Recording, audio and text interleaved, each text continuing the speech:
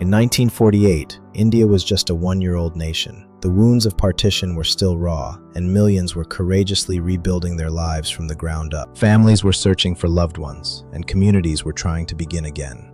Amid this immense uncertainty and grief, a new nation was searching for its soul. India chose to tell its story not through grand monuments or long speeches, but through tiny, powerful pieces of paper, postage stamps, small enough to fit in the palm of a hand, yet powerful enough to carry the dreams of a whole nation to the farthest corners of the world. The journey began in the skies. On May 29, 1948, India issued a landmark stamp commemorating the inauguration of its international air service. At first glance, it was a stamp about an airplane, but for a nation that had been ruled for 2 centuries, it meant something far more profound. Independent India was now meeting Britain as an equal partner. This route connected New Delhi and London, bridging 2 distant worlds. The aircraft became a symbol of confidence and possibility, a quiet announcement that India was ready, connected, and moving forward. Then, tragedy struck. On January 30th, 1948, 3 gunshots echoed through Delhi, and the voice that guided a nation fell silent. Mahatma Gandhi was gone. Just months after leading his people to freedom,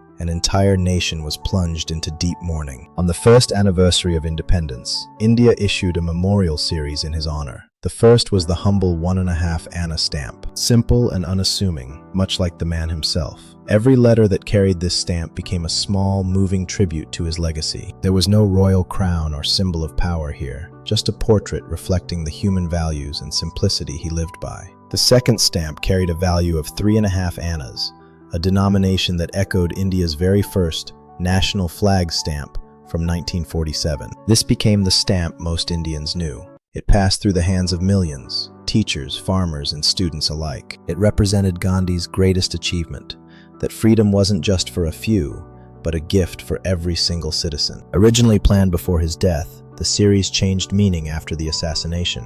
What was a commemoration became a national farewell. As India stepped onto the world stage, the 12 Anna issue carried its message abroad, traveling across oceans and continents. When the world saw these letters, they saw a face of peace, not a military commander. India was practicing soft power long before the term existed. The stamps honored him as Bapu in multiple scripts, a reminder that India's true strength lay in its incredible diversity. Then there was the king of them all, the legendary 10 rupee Gandhi stamp. In 1948, 10 rupees was several days' wages for many. This wasn't for everyday mail. It was a statement that some lives and legacies simply cannot be measured in monetary value.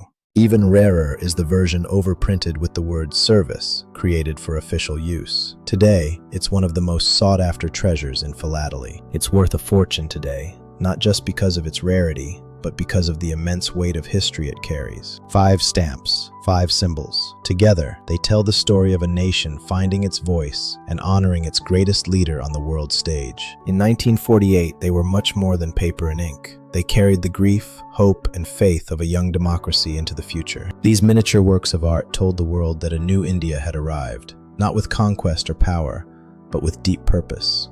Which of these stamps speaks to you the most? Share your thoughts below and subscribe for more stories from India's extraordinary journey.